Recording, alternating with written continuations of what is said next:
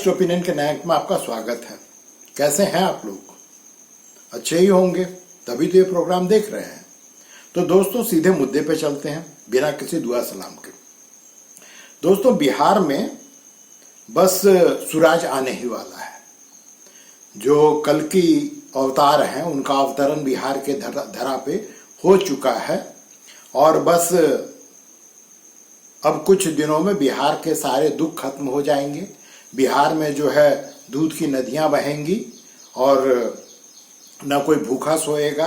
School में जो है सीधे के सीधे ब्रिटेन से जो इंग्लिश पढ़ाने के लिए टीचर आवेंगे और जेएनयू से जो है सामाजिक विज्ञान पढ़ाने के लिए शिक्षकों का अवतरण जो है बिहार में होने ही वाला है। ऐसा मैं इसलिए कह रहा हूं दोस्तों, ये कोई अफवाह नहीं है, ये सच्चाई है। सच्चाई ये है कि प्रशांत किशोर बाबा प्रशांत किशोर का जो है वो अवतरण जो है बिहार की धरती पे 2 साल पहले हुआ और वो पूरे बिहार को रौंदे पड़े हैं। पूरे बिहार में जाकर के बता रहे हैं कि भैया तुम लोगों की जो है जो बिहार की जो प्रगति है, जो सामाजिक विकास है, आर्थिक विकास है, उसकी कृपा सिर्फ इसलिए रुकी पड़ी है क्योंकि अब तक मैं प्रशांत किशोर बिहार के धरती पे आया नहीं था।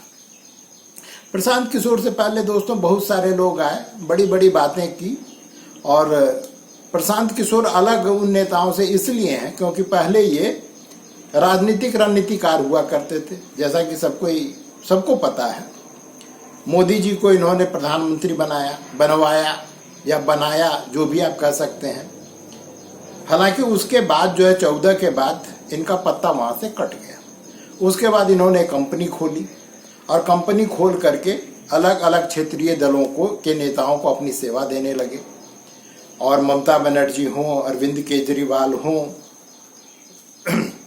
आंध्र प्रदेश के जो मुख्यमंत्री थे रेड्डी साहब, और उधर तमिलनाडु में स्टालिन तक, इन्होंने सबको अपनी सेवाएं दी।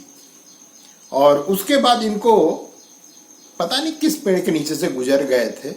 बुद्ध को तो पीपल के नीचे बैठना पड़ा था, इनको बैठना नहीं पड़ा। ये किसी वृक्ष के नीचे से गुजरे और इनको ज्ञान प्राप्त हुआ कि भैया बिहार जो अब तक मेरी सेवाओं से, उसको अब तक मेरी सेवाएं प्राप्त नहीं हो पाई है, अब तक वो मेरी सेवाओं से वंचित है। बस फिर क्या था, इन्होंने आईपेक छोड़ दिया और सीधे उठ करके आ गए बिहार। बोले मैं बिहार का बेटा हूं और मेरे ऊपर में बिहार का कुछ कर्ज है, उसे चुकाने के लिए मैं आप लोगों के बीच में आ गया हूं।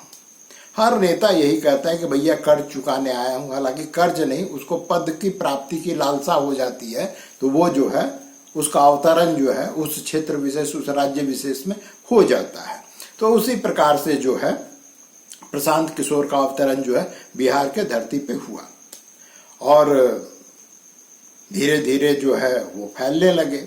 और जो पटना के मठाधीश पत्रकार लोग हैं, महोदय हैं, उन लोगों ने घोषणा की कि बस सूरज की, इन्होंने अपने पार्टी का नाम जन सूरज रखा है, तो सूरज की आंधी जो है बिहार में आ चुकी है। इस बार ये सबको का मतलब होता है हर राजनीतिक पार्टी को डुबो करके, उनको बर्बाद करके, उनको उजाड़ करके ये आगे बढ़ जाएगी। चलो बड़ी अच्छी बात है भैया, अगर बिहार का विकास हो जाता है तो बिहार के विकास का मतलब है कि भारत का विकास हो जाना। नीतीश बाबू नहीं कर पाए, लालू जी नहीं कर पाए, चलो यही कुछ कर दें तो लोगों में एक आस जगी है। अब आस जगी है, इसलिए आस जगी है कि ये वो बात नहीं कर रहे थे जो अब तक राजनेता नहीं करते थे। पहले इनको सबने घोषित किया कि भैया ये भारतीय जनता पार्टी के एजेंट है, हो भी सकता है। बाद में पता चला कि नहीं, ये भारतीय जनता पार्टी के एजेंट नहीं है, ये भारतीय जनता पार्टी के वोट कटवा है, ये भी हो सकता है।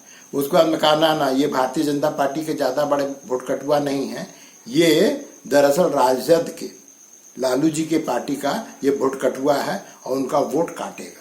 ऐसा लोगों ने इसलिए कहना चालू किया दोस्तों क्योंकि ये लगातार इधर पिछले 2-3 महीना से जो लालू जी के सुपुत्र हैं तेजस्वी यादव, उस पर ये प्रहार करना प्रारंभ किया।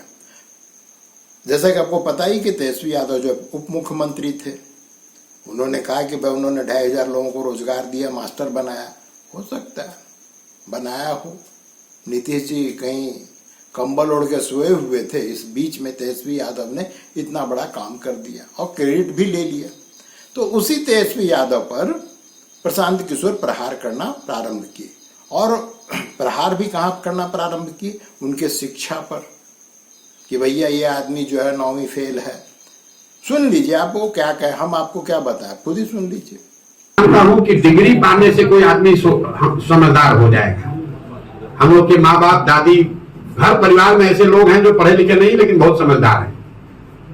परिस्थितिवश आप पढ़ाई नहीं कर पाए, स्कूल नहीं था, साधन नहीं था, पैसा नहीं था, वो बात समझ में आती है। लेकिन जिसके माँ बाप मुख्यमंत्री हैं, वो बच्चा 10वां नहीं पास किया, तो ये दिखाता है कि शिक्षा के प्रति आपकी सोच क्या है। जो आदमी 9वां फेल है, वो बता रहा है कि हम बिहार के विकास का रास्ता बता देंगे। जिसको ये नहीं मालूम है कि जीडीपी क्या है और जीडीपी ग्रोथ क्या है, वो बता देगा कि बिहार का सुधार कैसे हो जाएगा। मतलब जो बिहार जो कह रहा है कि हम सोशलिस्ट, हमारे पुरोधा, हमारे पुरखों का समाजवाद है, समाजवाद का जो डेफिनेशन खड़ा होकर नहीं बोल सकता है, वो समाजवाद पर चर्चा करेगा। वो समाजवाद पर चर्चा करेगा। तेजस्वी यादव को मैं चुनौती दे रहा हूं, जरा खड़े होकर सोशलिज्म पर 5 लाइन बोल दो बिना कागज देखे हुए। क्या सोशलिस्ट है? सोशलिज्म है क्या? खाली ये बता दो, बता दो, हम मान लेंगे, आपको नेता मान लेंगे। 10 दिन कोचिंग ट्यूशन करके आओ, आपके कैमरे पर कह रहा हूं, 10 दिन कोचिंग ट्यूशन कर लो, रट लो, उसके बाद कैमरे पर आकर सोशलिज्म पर 5 मिनट बोलकर बताओ कि सोशलिज्म है क्या। तो आरजेडी वालों जो है, आरजेडी के जो लोग हैं, वो लोग बड़ा दुखी हुए कि भैया प्रशांत किशोर जो है ये जरूर भाजपाई एजेंट है। उन लोगों ने, आरजेडी ने बाकायदा एक विज्ञप्ति जारी किया अपने कार्यकर्ताओं के बीच में कि आप लोग जो है इस बहुरूपिया के पार्टी में शामिल मत होइए। हालांकि ये अलग बात है कि लोग छोड़ छोड़ के जा रहे हैं। इनके साथ जा कौन कौन रहे? प्रशांत किशोर के साथ में हर पार्टी के लोग जा रहे हैं। हर वो नेता जा रहा है जिसको अपनी पार्टी में रहते हुए मलाई खाने का मौका नहीं मिला। इसका मतलब ये होता है दोस्तों, मलाई का अर्थ यहाँ पर ये है कि या तो वो विधायक न बन पाए, उनको टिकट ही नहीं मिला तो नहीं बने, या फिर और किसी बड़े पद पर उनको नहीं सौंपा गया, उनको बड़े पद नहीं सौंपा गया जिससे कि वो कुछ मलाई खा पाते। तो वो सबके सब अब सीधे उठ करके स्वराज, बिहार में स्वराज स्थापित करने के लिए प्रशांत किशोर के पास पहुंच गए। अब दोस्तों थोड़ा सा प्रशांत किशोर के बारे में बात करते हैं, लेकिन बात करेंगे सचिन तेंदुलकर की। आपको पता ही, सचिन तेंदुलकर से बड़ा कोई क्रिकेटर भारत में तो कम से कम नहीं हुआ है। उनके गुरु और कोच हुआ करते थे रमाकांत अचरेकर। अपने जमाने के छोटे मोटे खिलाड़ी थे, लेकिन जब वो स्पोर्ट्स टीचर बन गए एक स्कूल में जहाँ पर तेंदुलकर पढ़ा करते थे, तो उन्होंने तेंदुलकर, काम्बली जैसे बड़े खिलाड़ियों को अपनी छत्र छाया में उनको जो है टेक्निक सिखाया और जो भी उनके बैटिंग प्रैक्टिसेस जो भी करवाया। इतने बड़े बड़े खिलाड़ी के गुरु होने का अचरेकर को जो तगमा मिला, और जो जायज भी है और सही भी है। लेकिन अचरेकर कभी तेंदुलकर नहीं बन पाए। अचरेकर जो है वो एक स्पोर्ट्स टीचर थे, और टीचर के रूप में, एक गुरु के रूप में उन्होंने अपनी भूमिका को बड़े अच्छे से निभाया। अब जब प्रशांत किशोर है, प्रशांत किशोर ने जिन नेताओं को, उनका दावा है कि मेरे कारण वो जीते, जैसे मोदी जी हैं, या फिर ममता बनर्जी हैं, या अरविंद केजरीवाल हैं, या फिर रेड्डी साहब, स्टालिन, जो भी हैं, इसमें से कोई भी क्या नवसिखुआ नेता था? कोई भी ऐसा था कि मंगरा बुधवा कोई था छोटा मोटा पार्टी का, उसको जो है प्रशांत किशोर ने अपनी सेवाएं दी और वो मुख्यमंत्री बन गया? कोई था ऐसा? जब ये ममता बनर्जी के पास पहुंचे तो ममता बनर्जी उसमें मुख्यमंत्री थी। जब केजरीवाल के पास पहुंचे तब वो भी मुख्यमंत्री थी।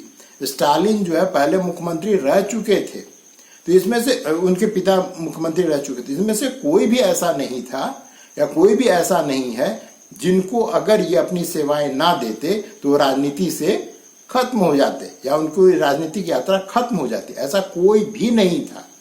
इन्होंने मात्र इतना किया कि अपने डाटा, जो आजकल डाटा का ही तो खेल होता है, आंकड़ों के बल पे उनको कुछ और सीट जीतने में भले ही मदद की हो, लेकिन ये दावा ये नहीं कर सकते हैं कि हम या प्रशांत किशोर के कारण ममता बनर्जी मुख्यमंत्री बनी, या प्रधानमंत्री मोदी जो है चुनाव जीत पाए, क्योंकि इनके हटने के बाद भी 19 में उससे भी ज्यादा बहुमत उनको मिला।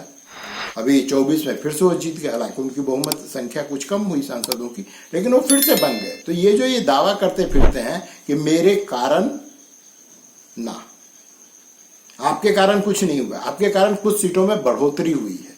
और जिनके साथ भी ये गए, अभी रेड्डी साहब इनको पानी पी पी के गाली बकते हैं। केजरीवाल के साथ में इनका क्या हुआ, केजरीवाल ने इनको पहचाना या इन्होंने केजरीवाल को पहचाना, तुरंत अलग हो गए।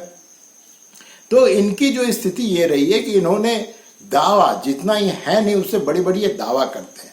और इनकी कलई जो है ये बिहार खोलने वाली है, क्योंकि बिहार किसी को बख्शती नहीं है, किसी को भी बख्शती नहीं है। अचरेकर कभी तेंदुलकर नहीं बन सकता है, प्रशांत किशोर कभी मोदी नहीं बन सकता है, मोदी तो बहुत दूर की बात है, ममता बनर्जी या केजरीवाल नहीं बन सकता है। हालांकि ये अलग बात है कि कुछ लोग आज के तारीख में बिहार में ये दावा कर रहे हैं, जो इनके प्रशंसक होने के साथ साथ घोर आलोचक हैं, क्योंकि केजरीवाल ने भारतीय राजनीति में बहुत सारे पंडितों को डरा दिया है कि लोग जो बड़ी बड़ी बातें करे, ईमानदारी की बातें करे, समाज बदलने की बातें करे, राजनीति बदलने की बातें करे, तो उससे आप डर जाइए। क्योंकि केजरीवाल भी ऐसा ही कहा करता था और उसका परिणाम क्या निकला कि वो तिहाड़ में पड़ा हुआ है। तो केजरीवाल को कुछ लोग बिहार में जो केजरीवाल का नया वर्जन मानते हैं, हालांकि पता नहीं, क्योंकि अभी तो टेस्टेड है नहीं, और ये कभी टेस्टेड होने लायक होंगे इसमें भी अभी संदेह है। लेकिन दोस्तों एक बड़ी मजेदार चीज, इसको बुरा मत मानिएगा, राजनीति में जो है ना, राजनीति में हगने का भी समय होता है।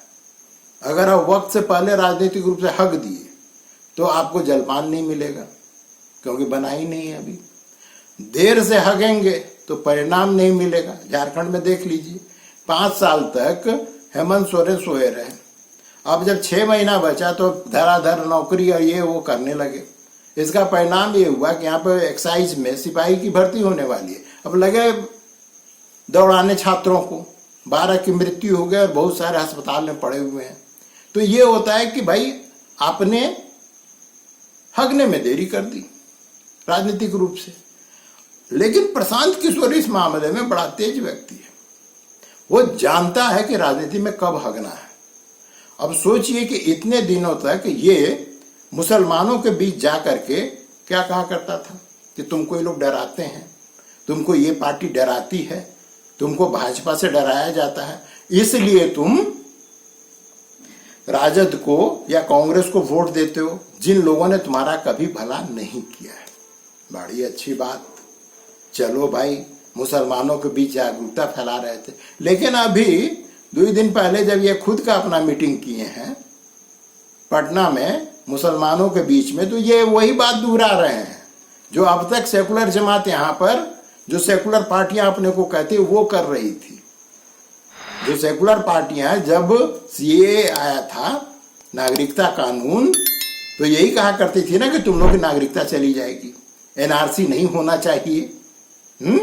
जब अभी वक्फ कानून में बदलाव की बात हो रही है, जो कि वो घटिया नहीं महाघटिया कानून है, तो ये बता रहा है कि देखो तुम लोगों का जो है, तुम लोगों के से जुड़ा हुआ जो कानून सब है, उसको ये भारतीय जनता पार्टी जो है, जो अभी मोदी सरकार है, अभी वर्तमान में जो सरकार है, वो बदलने जा रही है। जाके थोड़ा पटना के बगल में जो गांव है जिसको वक्फ ने पूरे को घोषित कर दिया कि वक्फ संपत्ति है, जाकर वहां जाकर बताओ, थोड़ा बताओ प्रशांत किशोर वहां जाकर के कि वक्फ कानून बहुत अच्छा है और ये आप लोगों के हित में, जाकर थोड़ा बोलो।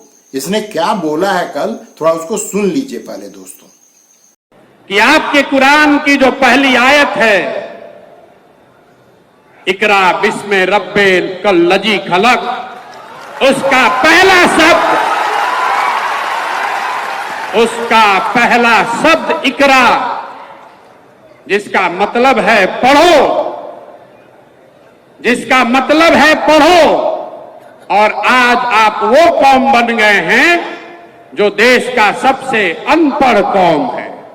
इसलिए आपको मशवरे की जरूरत है, आपको मशवरे की इस मजलिस में आने की इसलिए जरूरत है कि जिस कौम ने, आपके पुरखों ने अपने खून पसीने से इस देश की आजादी में, इस देश को बनाने में कुर्बानी दी, उसी देश के पार्लियामेंट में, उसी देश के पार्लियामेंट से ऐसे कानून बनाए जा रहे हैं जिससे मुसलमानों का एक बड़ा वर्ग अपने आप को असहज महसूस कर रहा है। उसी पार्लियामेंट से सीए एनआरसी का कानून बन गया, उसी पार्लियामेंट से वक्फ बोर्ड की नई कहानी लिखने की कोशिश की जा रही है। तो ये व्यक्ति जो अब तक मुखौटा लगाए हुए था, धीरे धीरे इसका मुखौटा हटने लगा है। ये वही बातें करता है जो आरजेडी करती है या कांग्रेस करती है, ये वही बातें कर रहा है। इसने सिर्फ किया क्या है कि उसके ऊपर में चमचम लगा दिया है, उसके ऊपर में चांदी का जो क्या बोलते वर्क जो है मिठाई पे लगा रहा था वो लगा दिया है और पेश कर रहा है। ये पुरानी बातें को ही थोड़ा सा मॉडिफाई करके पेश कर रहा है, ये कुछ भी नया नहीं कर रहा है। और ये जो और बातें कर रहा है, मान लीजिए कह रहा है, एक इंटरव्यू में कहा कि 5-7 हजार तो सबको दिया ही जा सकता है। भाई 5 हजार तो दिया ही जा, 5-7 हजार क्या 10-20 हजार रुपया दिया जा सकता है, लेकिन वो आएगा कहां से? वो आएगा कहां से? क्या नीतीश कुमार को या तेजस्वी यादव को या लालू यादव को ये ज्ञान प्राप्त नहीं हुआ था? क्या उन लोगों को ये पता नहीं था कि ये पैसा दे करके हम लोगों को लुभा करके और ज्यादा वोट प्राप्त कर सकते हैं? ये उनको भी तो पता था, लेकिन सबसे मुख्य चीज कि जब आपके पास रिसोर्सेस है ही नहीं तो आप क्या करेंगे? मुख्यमंत्री भाई का 2 महीना देंगे, उसका पहुंच जाएंगे केंद्र में कटोरा लेकर के, हमको दो, जिस प्रकार से अभी केरल की सरकार कर रही है या हिमाचल की सरकार कर रही है, कर्नाटक की सरकार कर रही है। तुम क्या बिहार को एक तो ऐसे ही कंगाल है, उसमें तुम और उसमें कंगाली में बढ़ोतरी करना चाहते हो।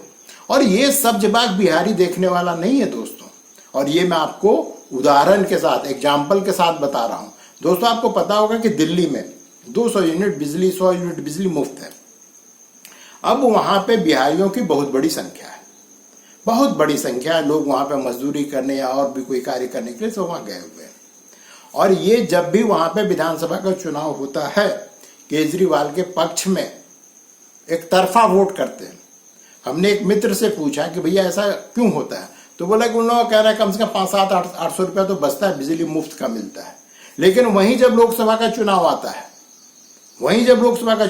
तो वही बिहारी जो है वो कभी भी केजरीवाल के पक्ष में वोट नहीं करता है। इसलिए 70 में से 68-62 सीट पाने वाला केजरीवाल आज तक दिल्ली से लोकसभा का एक भी सीट नहीं जीत पाया है। तो ये है बिहारियों की राजनीतिक रूप से जागरूकता, कि वो राजनीतिक रूप से कितने जागरूक हैं।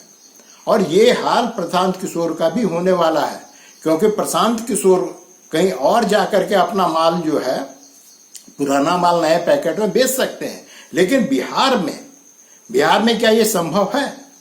मुझे तो नहीं लगता है दोस्तों। और जिस प्रकार की बातें प्रशांत किशोर ने करना चालू किया है, और जिस प्रकार से अब वो मुसलमानों के बीच वही बात लेकर के जा रहे हैं जो बातें अब तक सेकुलर जमातें करती रही हैं, उसमें कुछ भी नया नहीं। आप भी तो डरा ही रहे हो, जिस प्रकार से कांग्रेस डराती है मुसलमानों को या आरजेडी डराती है मुसलमानों को। आपके शब्दों में, मैं नहीं कहता हूं, या आपके शब्द हैं, आपने पहले इंटरव्यू में ये बात कही है। तो अब आप वही बात लेकर के मुसलमानों के बीच जा रहे हैं और सोच रहे हैं कि अन्य पार्टियां चुप रहेगी और मुसलमान आपको वोट देगा। कम से कम आरजेडी जो है उसका जो है वो तो टेस्टेड पार्टी है कि अच्छे और बुरे सब में, कम से कम लालू प्रसाद यादव में वो अच्छा हो या बुरा हो, लेकिन कम से कम मुसलमानों के साथ वो कंधा से कंधा मिलाकर खड़ा तो रहा है। और आज उसकी पार्टी और उसका बेटा वो भी कम से कम वहां के जो मुसलमान है उसके साथ में खड़ा तो है। तुम जो नए मुल्ला बन रहे हो, तुम्हें अभी बहुत सारी जो कहते हैं परीक्षाएं पास करनी पड़ेंगी मुसलमानों का वोट एक तरफा पाने के लिए। दूसरा एक और चीज गौर कीजिएगा दोस्तों कि जो प्रशांत किशोर है वो टारगेट किस क्षेत्र को कर रहे हैं? क्या वो पूरे बिहार को टारगेट कर रहे हैं? औपचारिकता बस वो पूरे बिहार, औपचारिक रूप से पूरे बिहार घूम चुके हैं, लेकिन जो उनका टारगेट है वो सीमांत क्षेत्र है, खास करके क्योंकि वो उसी इलाके से खुद भी उनका जुड़ाव रहा, वो भी भोजपुरी भाषी है, उधर भी भोजपुरी बोली जाती है। तो इन सब के कारण जो है ये उनके बीच में ज्यादा जाकर के खड़े हो रहे हैं। तो यही पूरा इलाका है जहां पर के मुसलमान जो है, मुसलमान बहुल सांसद और विधानसभा का जो है क्षेत्र पड़ता है। तो ये वहां पर जाकर के बातें कह के मुसलमानों का वोट अपनी तरफ करना चाहते हैं। अब प्रश्न उठता है कि इनके साथ में जुड़ कौन रहा है? इनके साथ में आप केजरीवाल 2012 का केजरीवाल को याद कीजिए। जितने बेचारे नेवल ऑफिसर रिटायर्ड थे, बहुत सारे आईएएस थे और बहुत सारे लोग थे, वो सब के सब जो है केजरीवाल के साथ जुड़ रहे थे। लोग उनको देख करके ये सोच रहे थे, जो आम आदमी वो ये सोचता था, अरे भाई जब समाज के इतने मूर्धन्य लोग इनके साथ में शामिल हो रहे हैं तो कुछ ना कुछ तो अच्छा होगा ही। आज वही स्थिति, एग्जैक्टली वही स्थिति है कि प्रशांत किशोर के साथ में जो रिटायर्ड आईपीएस हैं, जो रिटायर्ड आईएएस हैं, जो समाज में अब अपने को उपेक्षित महसूस कर रहे हैं, कल तक वो कुर्सी तोड़ा करते थे, ऑर्डर दिया करते थे, आज उनके पास कुछ भी नहीं। तो इस तरह के जो लोग हैं, इस तरह के जो लोग हैं वो सबके साथ इनके साथ में आ रहे हैं। और जैसा कि मैंने पहले कहा कि राजनीतिक दलों से वो लोग निकल के आ रहे हैं इनके पास में जिनके कोई विचारधारा नहीं है। उनका विचारधारा एक ही है कि सत्ता प्राप्त करो और किस तरह से मलाई खाओ। तो ये सारे लोग इनके पीछे खड़े हो रहे हैं। तो ये कौन सा नई विचारधारा लेकर के आवेंगे? और ये बिहार का जो पूरा का पूरा व्यवस्था है, जो पूरा सिस्टम है, वो इतना सड़ चुका है कि कई प्रशांत किशोर आवेंगे तब भी शायद ही उसमें कोई बदलाव हो पाएगा, क्योंकि वो एक जड़ समाज हो चुका है। लोग क्रांतिकारी हैं लेकिन जो सिस्टम है वो अभी भी जड़ है। वो जैसे लगता है रुक गया। आप सोचिए दोस्तों कि 50 के दशक में FLB हुआ करते थे, एक बड़े विद्वान थे, उन्होंने जो अपनी रिपोर्ट तैयार की थी उसमें बिहार को सबसे अच्छे प्रशासित राज्यों में से एक कहा था। आखिर ऐसा क्या हुआ 60-70 साल में कि बिहार की आज ये स्थिति हो गई? स्वाभाविक है इसके लिए राजनेता जिम्मेवार है, लेकिन राजनेता कौन है और राजनेता को बनाता कौन है? हम और आप मिलकर बनाते हैं। तो इसके लिए सारी जिम्मेवारी आप नेताओं पे, राजनीतिक दलों पर नहीं थोप सकते हैं। उसके लिए कहीं ना कहीं आप भी जिम्मेदार हैं। आप में भी वो लालच है, आप में भी वो कुछ ले दे करके काम करवाने का जो परंपरा बन चुकी है वो आपके दिमाग में भी घर कर चुका है। यही कारण है कि बिहार आज के तारीख में सड़ा हुआ समाज बन के रह गया है। तो दोस्तों, सोचे थे कि ये आदमी कुछ बदलाव करेगा, लेकिन हमको तो लगता है कि ये ससुरा भी सेकुलर ही निकला। और सेकुलर आज के तारीख में शब्द जो है अपने आप में एक गाली है दोस्तों, एक गाली है दोस्तों। क्योंकि सेकुलर जो ही आप कहते हैं तो यहाँ पर जो क्षेत्रीय दल है वो सेकुलर है, और उनकी मानसिकता कितनी संकीर्ण है यह मुझे आपको बताने की जरूरत नहीं है। तो दोस्तों, जो प्रशांत किशोर का बुलबुला भी उठा है बिहार में, जिसको लोग सुनामी और तूफान की संज्ञा दे रहे हैं, बहकावे में मत आइए, बहुत जल्द इनका भी गुब्बारा फूकने वाला है।